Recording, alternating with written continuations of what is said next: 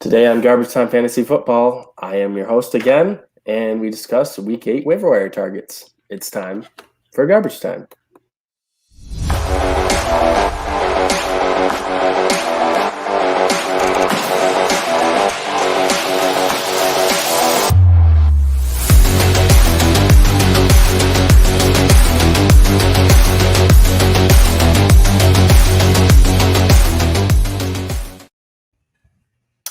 Welcome in, everybody. It is I again. I am the workhorse this week, as Joe was last week. So we're here to talk waiver wire with you guys. Ryan is on an anniversary dinner, and Ron is allegedly working. We don't really know. We never really do. Isn't that funny? I go on vacation and I'm still here. What the hell is up with that? Yeah, that's, we're the RB1 and RB2 of this podcast for sure. Yeah, JJ, can I just get into something before we actually get into any news? Something that I have to address that Ron said last night. Absolutely. And I'm sure you know where I'm going with this because I left this on a little sample clip yesterday on our podcast. Wasn't there a certain quarterback for the Eagles you guys were talking about last night? Can you give me that name? Just remind me. What's his name? Mr. Jalen Hurts. That would be Mr. Jalen Hurts, right? And how he is basically the mascot of Garbage Time Football. And I heard something out of Ron's mouth last night that I thought I would never hear. He told me I was right. He did. Absolutely unbelievable considering how much you guys are putting me on blast yesterday while I was off and you thought I was going to be gone for the whole week. Just a tad you, but more so Ron because he felt a little bit ballsy and a little bit jaded that I've beaten him 3 times in fantasy football since we started playing against each other and he's never beaten me. So, for everything that he claims to be a genius on, even your dog agrees with me. Yeah, they don't really know what's going on. They never do. Yeah, we smack talked you a little bit. We'll get into Jalen Hurts in a little bit here when we get to the waiver wire. But let's. Yeah, that's okay. You ready to get into some news? Yeah, let's do it.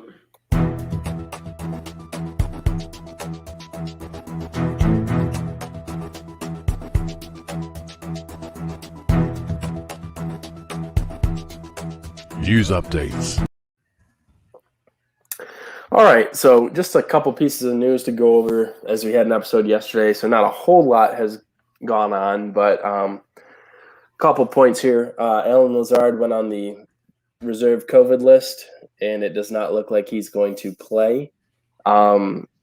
So they're already down Davonte Adams, it looks like, and Allen Lazard, their top 2 pass catchers the past couple of weeks. Another point, MVS is returning from IR this week, and he should be good to go for Thursday night's big matchup against the Cardinals. Joe, what do you think the outlook is for the Packers pass catchers this week? Well, they're obviously going to need to spread the ball around somewhere, so this is going to make Randall Cobb, I think, a pretty decent target who has a lot of familiarity with Aaron Rodgers as long as he doesn't end up on the COVID list because it seems to be running through their wide receiver room, so we're going to have to keep following that for the rest of the week. Should he go out, though, Marquez Valdez-Scantling obviously is going to be a potential target there too. He's coming off of injury, and you're going to want to look at the tight end position there too. But I think they're going to look to establish a run more this week considering this wide receiving core is going to be a little bit hurt. But how do you feel about their tight ends, JJ? Yeah, Tunyon, speaking of waivers, he's like I said yesterday, but he's on and off rosters. He's been on and off rosters all year in your league most likely. So is there any way you can trust him? I mean, who else are they going to throw it to? The Cardinals are going to score. Like the Packers' defense and numbers speak louder than the actual defensive talent, I think. So I think Arizona is definitely going to put up points, and Rodgers is going to have to throw. So I think I feel a little bit more comfortable with these wide receivers and Tunyon more from a DFS standpoint this week because they're definitely going to be cheaper options and priced a lot cheaper. In your regular lineup, most of your players should be back from Bipocalypse, so I'm not necessarily looking those directions. You might have a decent wide receiver 3 or flex option here should you need it, but you shouldn't be throwing them in any position higher than that. Tunyon is a decent fill-in, but there's also other decent fill-ins as we'll get into with the waivers. Yeah, it's not bad. This week the only teams are on bye are the Raiders and the Ravens, but those are like 2 of the top 3 fantasy tight ends. So yeah. So I'll be in the market for a tight end because I've got Mark Andrews. So we'll see which direction I end up going. Yeah, I know. I'm playing you this week. I got some ideas about where you're going to go. So Yeah, where you're going to snipe me, you mean? maybe. Never know. We'll see.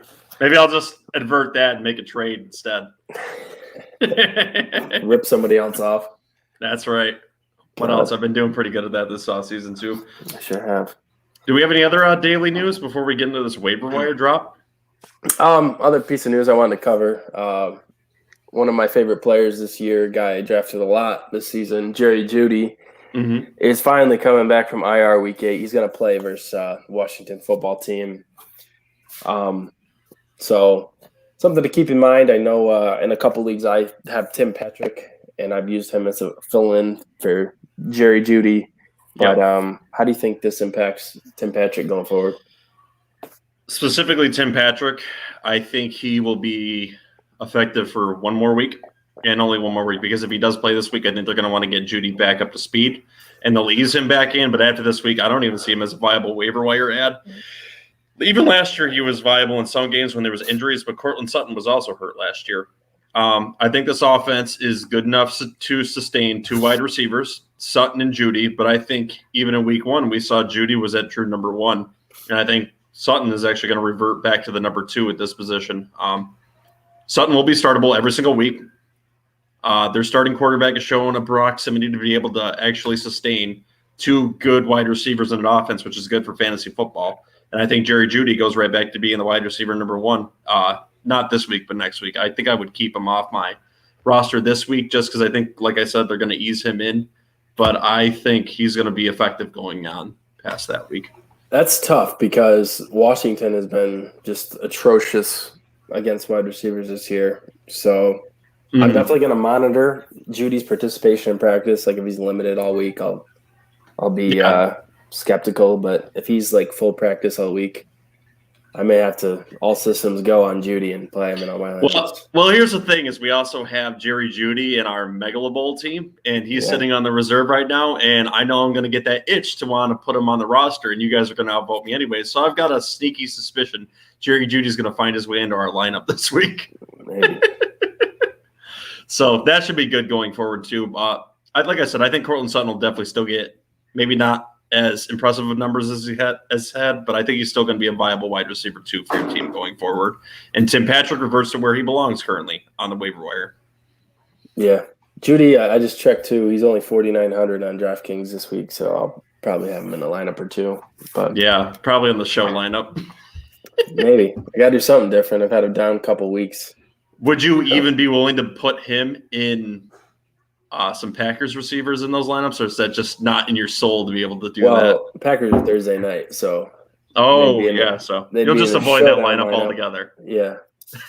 Right. Yeah, we'll see. Yeah, other than that, I think that's it for the news. Really? I think that's all we got. It is. So let's go ahead and roll into these waivers. Yeah. Do you even know where the drop for that is, JJ? Should I give you a second to look at it so you know how to run this? Hold on. I don't even remember what our waivers. Oh, don't worry. I'll hit it for you.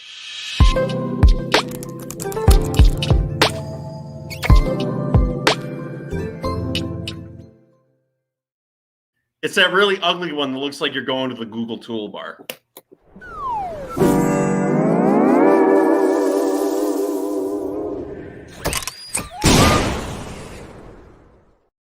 Yeah, you may have to get us a sexier drop for that.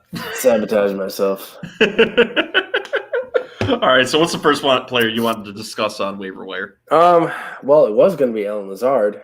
So, well, damn, he's got COVID, so it's not him no more. We kind of touched on that, and we touched on the Packers pass catchers a little bit in the news section. So, let's jump into the hot topic. It would be the Eagles running backs. What's your take on this? Boston Scott, Kenny Gainwell. What do you think? Okay. So Boston Scott got more carries than Kenny Gainwell, and people have been making a big deal about that going into this week. Yes, I understand that, and I understand he got more points than Kenny Gainwell going into that week because of it. But Kenny Gainwell gets all the passing work for the Eagles, and he did already before that. He is going to be the dominant back in there because they're going to split carries, and he's also going to get third down work, and I think that's the opposition that you're going to see going forward for him. So I think Kenny Gainwell is the number one running back pickup of the week. And I think Boston Scott falls just behind that. They're going to split the carries here. I don't think they're both going to be viable. I think Kenny Gainwell will be the one that's viable, but I think Boston Scott is worth at least picking up, especially if Miles Sanders misses a few weeks here.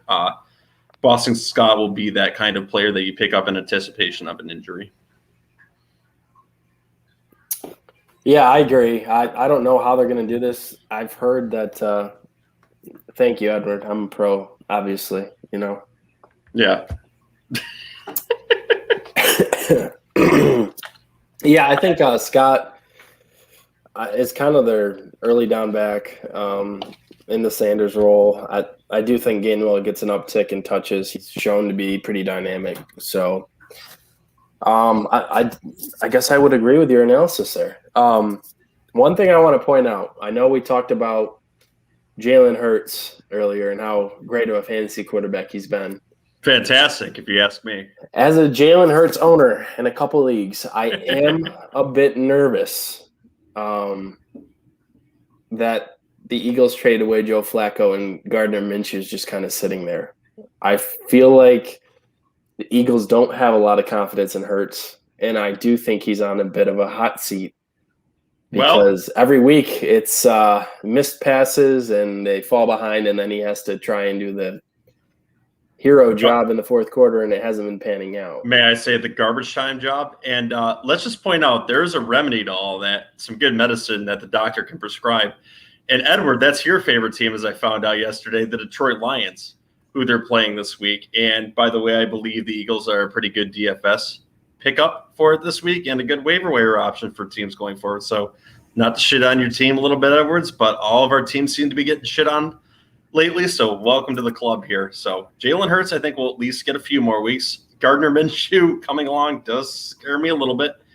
But, I mean, I didn't foresee them playing Joe Flacco anyway, so I'm not really too concerned about it. I think the coach really wants to put his mark on this team with Jalen Hurts, so I think he's going to make it through the season. All right. I'm keeping an eye on it. I'm a little nervous about it. So, you know, they didn't immediately come out and say he's a starter, and they didn't have a huge vote of confidence in him to start the offseason. So I hope Hurts keeps doing his thing. I got him a lot of stock in him. So who's your backup? You got one? Because I could see you picking one up in concern of him.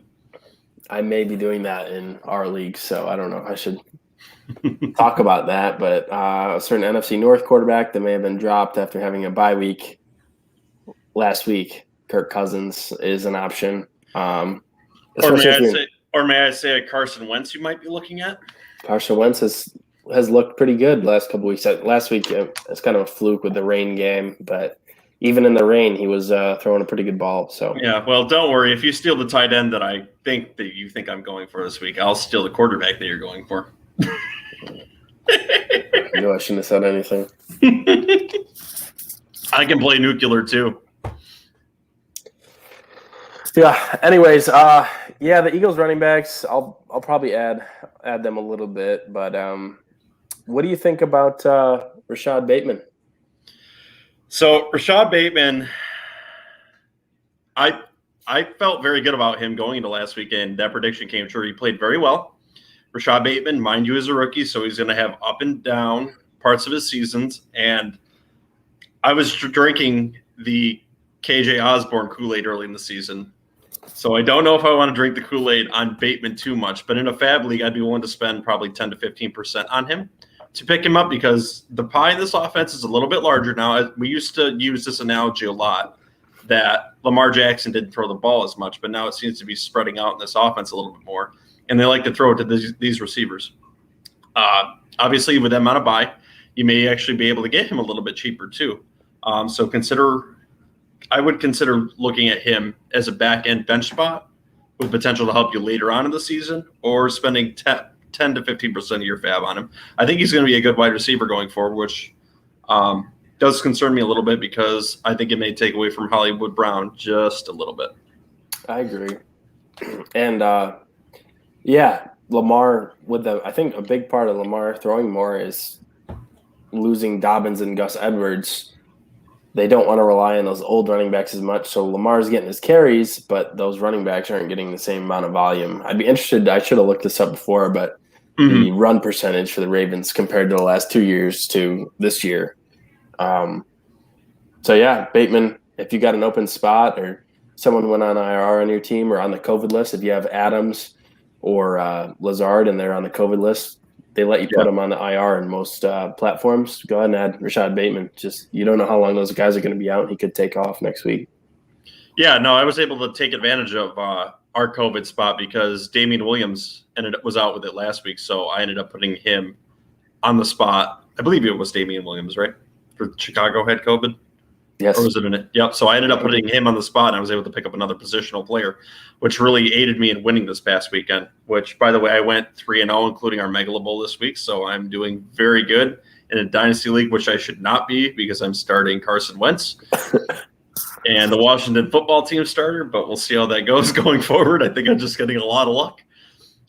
But, yeah, definitely always take advantage of that COVID reserve / injury spot, especially if, like in Megala Bowl, they have 2 spots. It'll lead to extra bench spots. Just don't leave those spots always. Always keep moving. Always keep adding someone because you never know when a certain starter goes down, like a Miles Sanders, and then you have a immediate starter should you have picked up Kenneth Gainwell last week. Right. 100%. So take advantage of it. All right. Another interesting name for waivers, another receiver. He went out early in the year. Mm-hmm. That is Michael Gallup for the Dallas Cowboys. Interesting option. I'm kind of nervous about it because the Cowboys, after their throwing mania on week 1 versus the Bucs, they have been pounding the ball, and the targets have not exactly been there for the receivers, so they're adding back their third talented receiver. What do you think of Gallup, and do you think he impacts Lamb and Cooper's stock? So this is a tough one because Gallup is coming off injury. They have a plethora of weapons there. And as a waiver wire ad, he's similar to Bateman right now. I believe he's an end-of-the-bench ad that you could potentially see helping you later on in the season. The only problem with that concept is, like you said, Dallas has found balance of running the ball now, and they seem to want to do that because it's leading to them actually winning games this year. I think he may impact Amari Cooper's workload more than honestly his predecessor, for the reason I think that they both play on the outside, and I think they want to move CeeDee Lamb around the field a lot more because he's their primary number 1 now. So I see him affecting Cooper's workload more than CeeDee Lamb's. I'd agree. I probably will stay away from Gallup, but if you're really desperate and you're hurt by injuries or you have Antonio Brown, we don't know where he's going to be at this year. About the title, who will be RB1 for week 8? Well, Sua, if you weren't late, you would have already known that answer, but it's all right. We'll lay it down for you again. That answer was Kenneth Gainwell, and the reason why I at least said that Kenneth Gainwell is the number 1 answer is he gets the passing work with the Eagles. He's the obvious.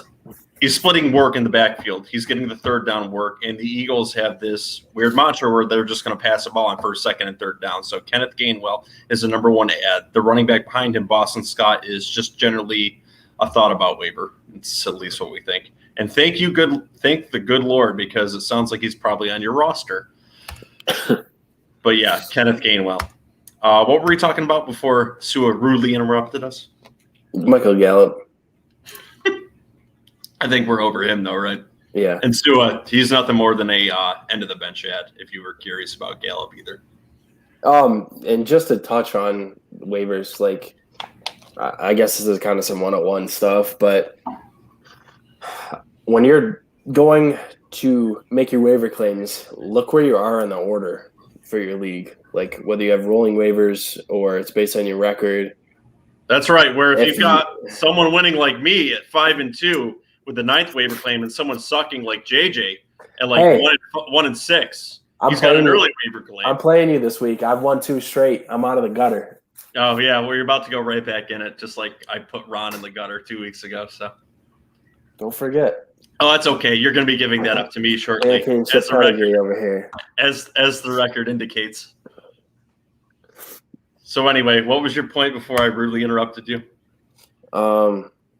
Yeah, just know where you are on the waiver list. So, like, for example, Sua said he claimed Uzomah and Gainwell. Chances are Gainwell is probably the biggest waiver name out there. So if you're high on the list, I would make sure that Gainwell is your priority for waivers. And if you're low on the list, you're probably not going to get him. So maybe claim Uzama or somebody secondary, maybe even Boston Scott. So just know where your ranking is on the waiver list.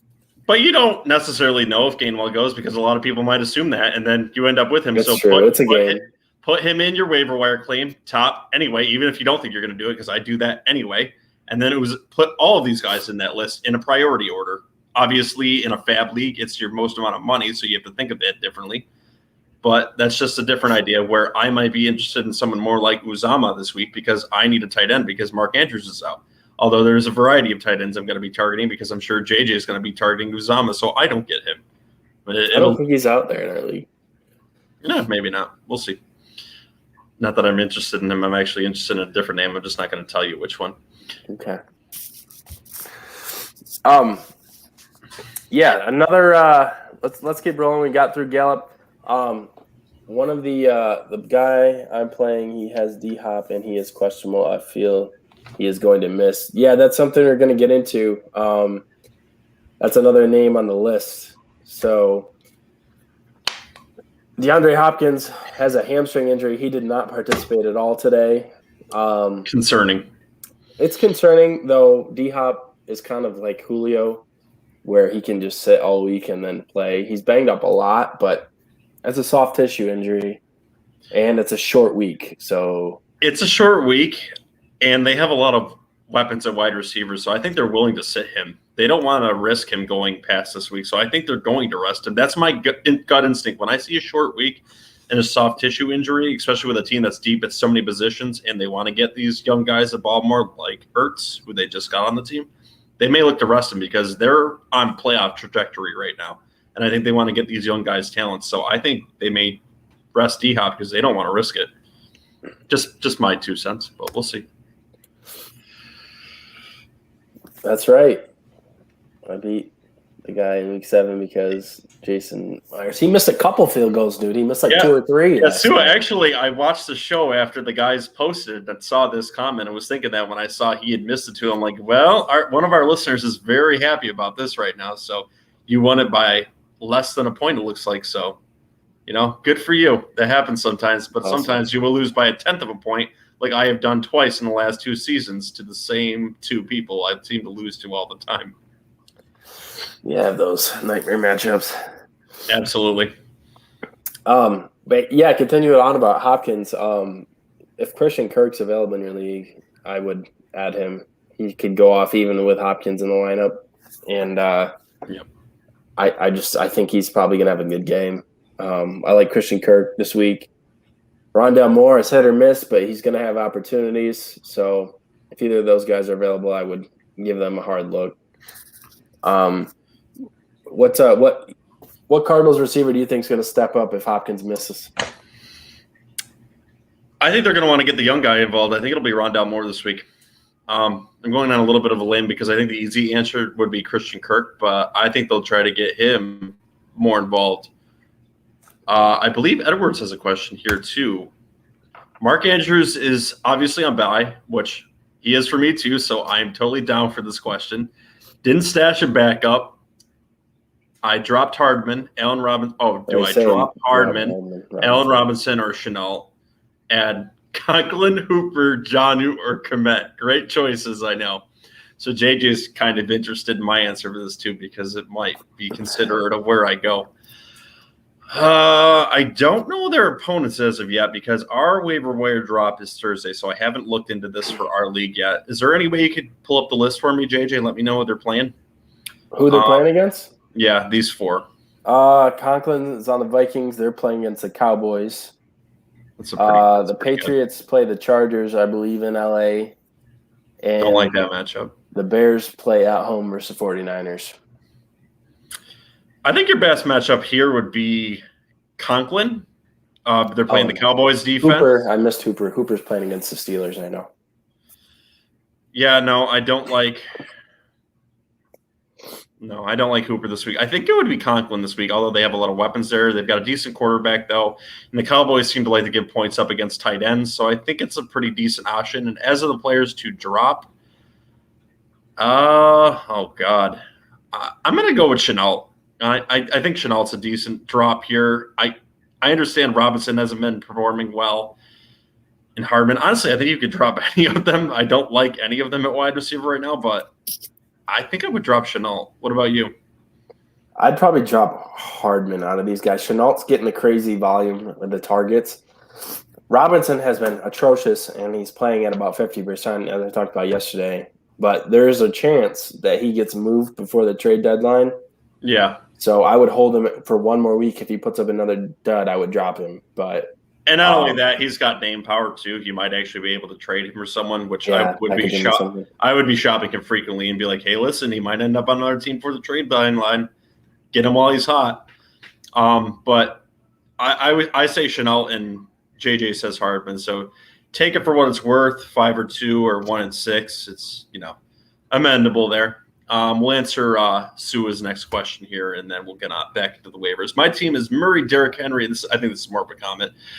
My team is Murray, Derrick Henry, Gainwell, if I get him, Tyreek, Coop, Antonio Brown instead of DJ Moore. Do I start Brown, Bucks, D, Tyler Bass? Did you decipher that? Team is Murray, Henry, Gainwell, Tyreek, Cup, AB instead of Moore if Brown starts. So here's this list out there. Yeah, so he's saying, I think Sua asked this yesterday, but he's asking Antonio Brown or DJ Moore. I said DJ Moore, and Ron said Antonio Brown. So I say DJ Moore for the simple fact he's the number one QB in that offense, and it doesn't seem to matter which quarterback he's been playing with in that offense. He performs well, and that was before Sam Darnold got there too. And I think he's ascended to the wide receiver number 1. And with Antonio Brown, while he's on my team, we have 2 flex spots, and I can play him there. But if I had DJ Moore, I would play him over there. Antonio Brown is in an offense where there is a lot of weapons on that offense, regardless of when guys go down or not. He's been hot lately, but that's not to say he won't cool off in a week or two. I would go with the true number 1 wide receiver who has a better outlook for the season, DJ Moore. And I lied. We have another guy here for another question, so we're not moving on to the next player. So Eckler and Diggs from Kellen Brown for Kamara, Michael Thomas, and Hawkinson. I get the Eckler side. So you would get Eckler and Stephon Diggs for Kamara, Michael Thomas, and Hawkinson. Oh, I would definitely take this deal. I would, in a heartbeat, I would take this deal. I understand Kamara looked hot as hell coming off that, but we don't know what Michael Thomas is going to look like coming off the injury, and Hawkinson has been very hot and cold. If your team is deep, I would definitely take this trade. Yeah, I would like to know the tight end situation as well, like if you have another backup tight end. But I like Eckler and Diggs more than Kamara and Michael Thomas, I think.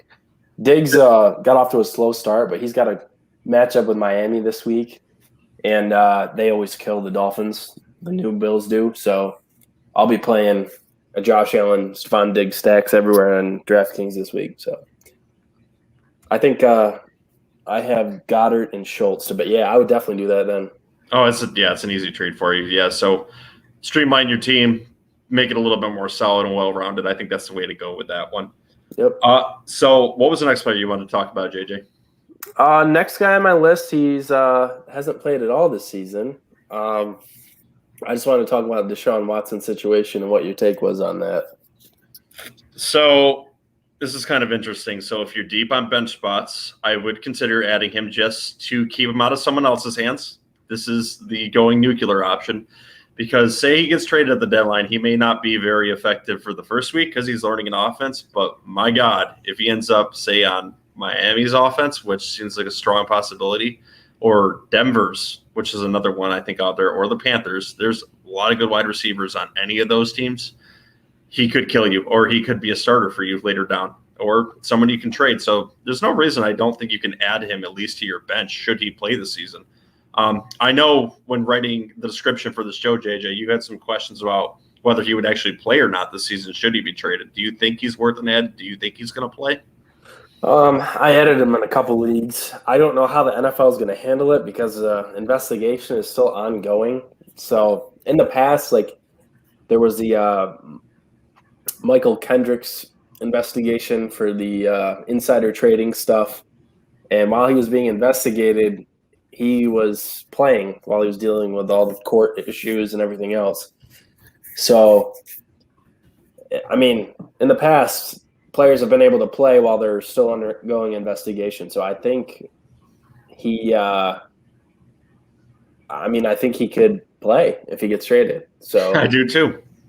Because right now there's nothing stopping him. He's not suspended. He's not on the exempt list. The Texans are just making him inactive every week. So where do you think he gets with as political as the NFL is? I think a lot of it will have to do with like the reception of the fans. If Watson plays, like if there's a ton of protests and heat, then they could, especially if he goes like Miami or Carolina, one of the smaller market teams, they could shut him down. Save face, but yeah. Well, the scary thing is the teams that are looking at him are all small market. I mean, Denver up in Colorado, not a big market team, like you said. Miami, not a very big market team. And then Carolina, not a big market team. It seems like he could just fall to the wayside there and maybe still play and people wouldn't be too pissed about it. But if he ended up on, like, say, New York, it just wouldn't work, I don't think. It's definitely going to have to be a small market team should they trade for him. And what is your gut feeling on this? Is he actually going to get traded before the trade deadline? And if so, where do you think it is? I think he is going to get traded. I don't know why. I just think Denver is involved in some way. It just makes too much sense to me. Yeah, my gut's saying Carolina. I don't know why. They just benched Sam Darnold. I think they're going to feel the heat. They're a playoff caliber team right now. I think they may trade for him. And Mark Yasko, if you are not a part of the Heckling Fandom, welcome to Garbage Time Fantasy Football. Join us, like it, subscribe, and that's the price of admission for us to answer this question. Also, if you think that's too much of a price, www.garbagetimeff.com, where you can leave a voicemail when we screw this idea up for you or this suggestion we're about to make for you. So Mark Yasko says, should I trade Lockett for Michael Pittman and Darnell Mooney in an absolute heartbeat? In an absolute heartbeat, I would do that right now. Michael Pittman is ascending to a wide receiver number 1. Mooney is kind of boomer bust, but he's a good end of the bench ad. And Lockett is playing with Geno Smith for the next 4 weeks, which by then you might be out of the playoffs. You need to improve your team now. So absolutely, I would make this trade. Yeah, it depends. That's our boy. So we appreciate it, Mark. We appreciate it. It's I think a lot of it would depend on how well you're doing this season. Like if you're in a tough spot, 3-4 or anything worse, I probably would make the trade just so you have the guys that are playing and have the upside right now, because Lockett with Geno Smith is completely capped. Like if DK Metcalf didn't break that tackle last night, Geno Smith's numbers would have been absolute trash. So they would have. And interestingly enough, the analysts of ESPN actually made a very good point as to Geno Smith's throwing motion, which is he likes to throw it down the field but lower to the ground, where the person he's replacing likes to throw it up and above. Wilson, we're talking about, throws it up and above, and it's a great method for Tyler Lockett to actually get the ball, which makes Tyler Lockett's numbers so good and makes him so boomer bust because he likes catching long passes. And unfortunately for Geno, he's going to keep throwing to DK Metcalf because he's basically a tight end at the wide receiver. It's a security blanket. That's who's going to get all the targets. And Lockett's unfortunately going to keep missing these long ball targets, I think, because it just doesn't fit right with Geno. It may get better as the season goes on, as long as they get a chemistry down. But we're talking 1, 2, 3 more weeks probably before Wilson's back. So I wouldn't do it, and especially if you're feeling the pressure of getting into the playoffs in your league, I would make this trade now. Yeah, no question that Russ throws a pretty steep ball in the league, without a doubt. So and Lockett has done nothing with Geno Smith, not a thing. So yeah, get out if you can. We should start calling these waiver wire / trade shows. I am 4-3. Oh, sorry. Yeah, show this. I'm 4-3. My team is Hurts, Aaron Jones, Henderson, Mike Evans, AB, Damian Harris, Should I still make the trade? Aaron Jones, Henderson, 2 good running backs, Mike Evans, Antonio Brown. So you like the Bucks. Damon Harrison, the flex, and the players were absolutely just don't like that trade without a question. Yeah, I'd probably do it. In my pre-season rankings, I said Michael Pittman was going to hit 1,200 yards this year, and Mooney was going to be 1,000-yard receiver. So I'm nervous about one of those. I would consider trading Pittman straight up for Lockett right now. Like, Lockett just is not good, and it's going to get worse. I would rather have a plethora of Raiders receivers, honestly, than him. I just don't want him right now. Yeah, I'd do it, Mark. And he's got name value. He might not in a few weeks. I mean, like I said, Russell Wilson might come back in a few weeks, but we don't know what that thumb's going to be either. If he's going to be able to throw downfield, trade him away.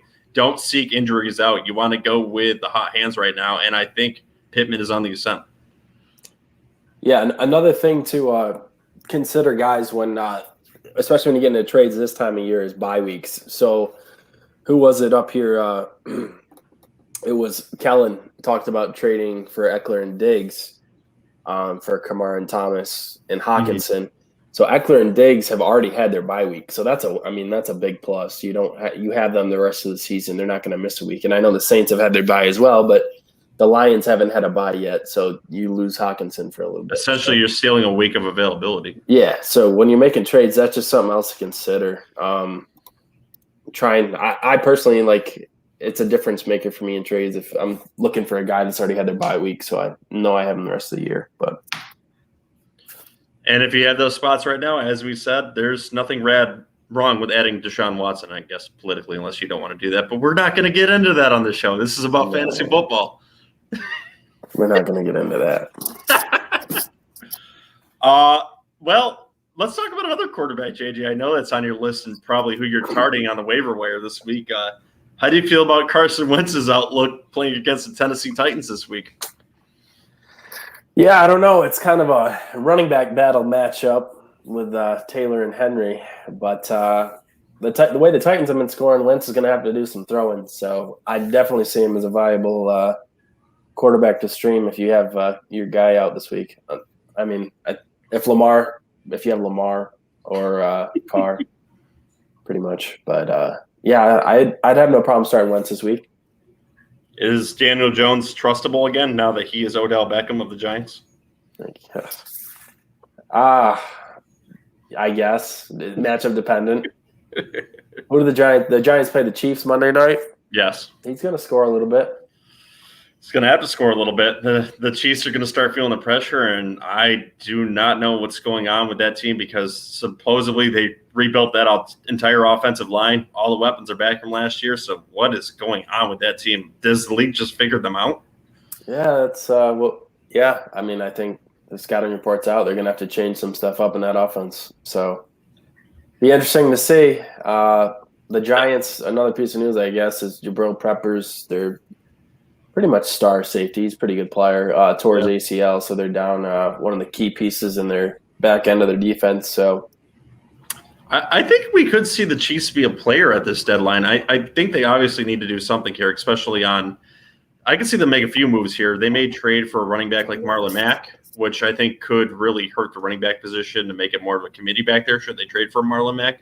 And I think they need some help on defense too. So I think they're going to be a pretty active team at the trade deadline working things out. Do we think Barkley will play? Well, the Giants are coming off a win, and I think they want to get this injury right. My gut says no. I think they'll rest him for another week. What do you think?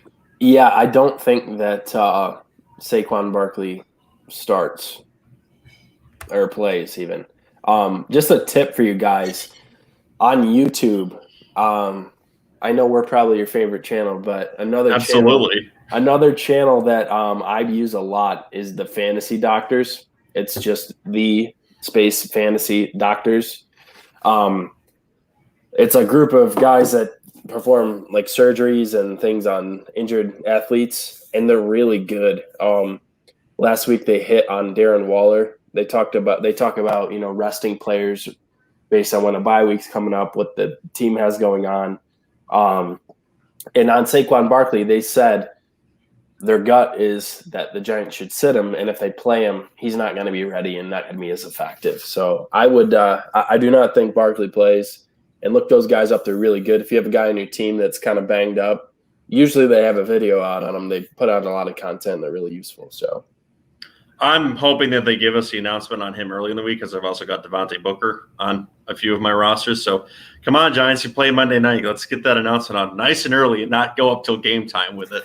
Same with Kadarius Toney. I don't know what's going on with him, that ankle. I hate Thursday and Monday night matchups for this reason. Your fantasy owner, it is absolutely horrible. And sometimes you have to just consider benching players who you think are going to be good just because of the position of the game they're playing in. Yep. An absolute bitch sometimes. Great for garbage time, though. Sure. All right, what's the next player we're talking about? That's my list is that.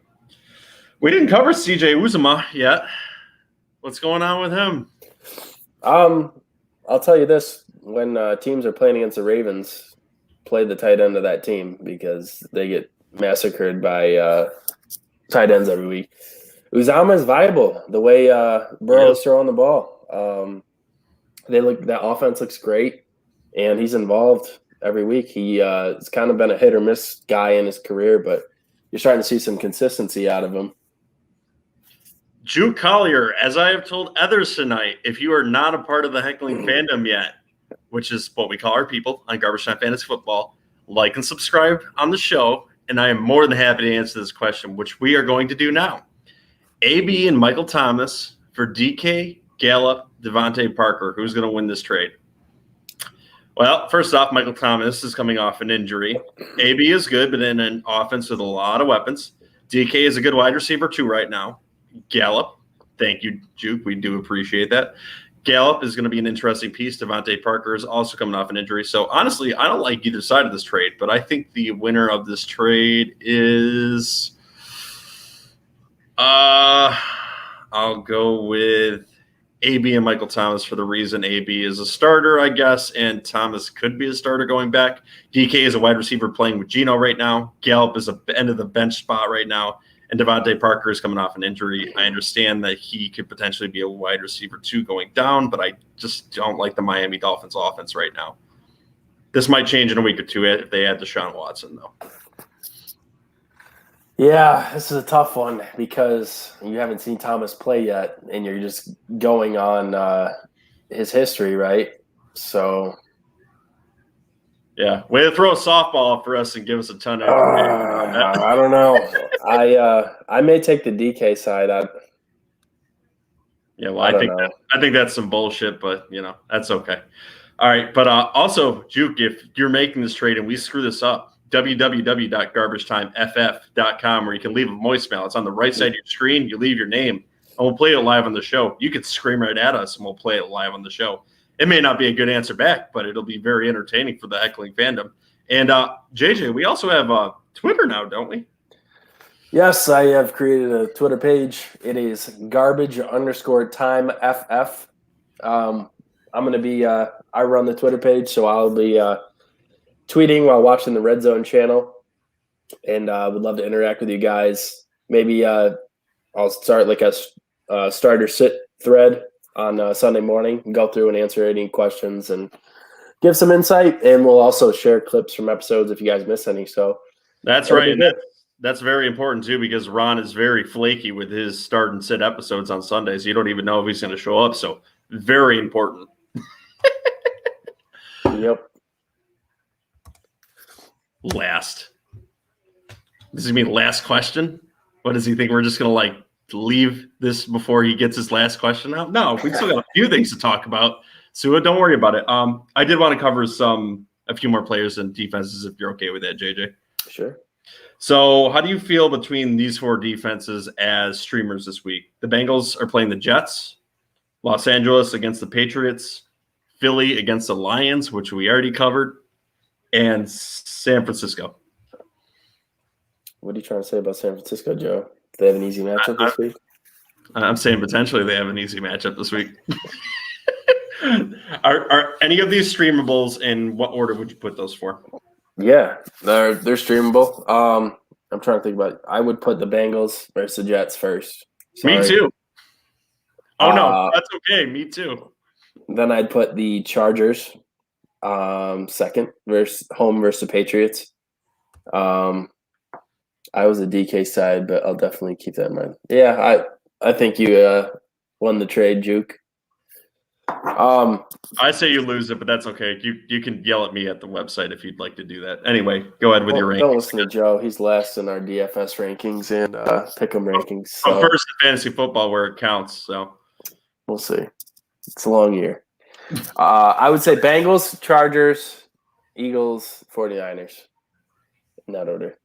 Yeah, there's definitely no Homer blood in that. But well, you know what? Matt Nagy's out of the building this week, so only good things can happen. So it'll all work out then. They'll probably score 45 points and blow them out. But as we said, guys, all four of those are decent streamers and probably available in your league anyway. So look to pick up any four of those and play them if you need a defense. Pat Freiermuth or Evan Ingram, also decent options as tight ends. I'm not really interested. Evan Ingram is a shame and a waste of talent, but unless I had to, I would add them. I'm in a 16-man league, and I'd probably play them in that. But other than that, in 10 and 12-man leagues, I'd probably try and find something else. All right, speaking of 10 to 12-man leagues, if you're at the end of your waiver wire ad and you had to pick between Darius Slayton or a Lions wide receiver, Khalif Raymond, who would you rather pick up? Probably Raymond. Why? The Giants have Sterling Shepard, Kadarius Toney, Evan Ingram. They throw to their backs a little bit. John Ross gets a couple targets a game. So there's just a lot of mouths to feed there. And Raymond is on the field quite a bit for the Lions. He's proved that he's going to be involved this year. So if I'm picking between those two, that's who I'd probably go with. Slayton is really boom or bust. He'll have like 1 or 2 games a year where he has like 3 touchdowns and then he doesn't do anything the rest of the year. So I'd probably say Khalif Raymond at this point in time. Okay, back end of the running backs on waivers, can we trust either Brandon Bolden or Davonte Freeman, or are we throwing these both in the proverbial garbage? I want nothing to do with Freeman. I don't either. That Ravens backfield is just an absolute fucking gutter mess right now. So gutter mess. It is. Gutter mess. It sure is. Yeah, I don't know when Latavius Murray's coming back. He'll probably be good after the bye, so I want nothing to do with any of the Ravens running backs except him. He's probably the only viable one. And then who was the other name you said? Brandon Bolden? Yes. He's viable the way Belichick's using him. I mean, he had a great game Sunday, so it's annoying as hell that this old special teams running back is getting the run that he is, but he is. So he's definitely viable. I'd prefer him to Freeman for sure. He's a scary kind of viable, though, because we thought Ramondre Stevenson was going to be viable last week, and then Bill decided he hated him again. So I don't trust either one of these. I just wanted to bring them up as the emergency names that you guys can consider if you completely flake out on waivers this week, because there's really not a ton out there. And the last name I was thinking about bringing up is there any chance we can trust Russel Gage again? He had a pretty decent week. Is he someone that you can pick up again, or are we still avoiding him? You can probably add him. Again, it depends on your situation, how desperate you are, bye weeks and all that. But it seems like the Falcons, insert long convoluted comment stating every player on my opponent's team in the form of a question. Well, yeah, it's typically what happens here, though. This is you'll have that. Yeah. Such a troll. I was what was I saying? Edward rudely interrupted you again. I don't know. Who was I talking about? I'm sick, guys. I have a foggy brain, and I stare at a computer screen all day for my job. You're talking about Russel Gage. Russel Gage, yeah. The Falcons' offense has kind of gotten on track the past couple weeks, so it'll be interesting to see how involved he is going forward. Really just hasn't got clicking yet, but he's getting the volume, so I'm okay with it. Would you add Russel Gage for, I don't know, Allen Robinson? Yes, I would currently, because really? Allen Robinson has been horrible. He's not the Allen Robinson of old, which I don't know if that's just he looks like he just doesn't want to be a Bear, man. I think the talent's still there, and I think he can still be good, but he just wants to get traded out of town, I think. He's a little overrated, I'll tell you that. I don't think he's overrated, man. He has played with some horrible quarterbacks in his past, and he's had well over 1,000 yards every single season. It doesn't matter which quarterback he's played. This is the first quarterback. Okay, don't mind you, he's a rookie that he hasn't played well with, but I think it's more a side effect of the offense along with the morale of playing in Matt Nagy's offense. He's just sick of shit. I kind of don't think he's giving 100%. I think it would I think it would be beneficial for him to trade him. And don't you dare call Mitch Trubisky a terrible quarterback in my podcast. All right. Your podcast, huh? I'm the host tonight. I'll put a Trubisky jersey back there next episode. I'm not afraid.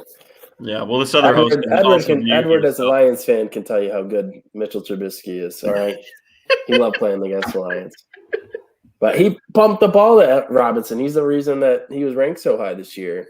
Well, with how bad this draft class is coming up and how many teams are going to need quarterbacks next season, he might actually get a shot at starting again. He's going to start next year. I'm telling you.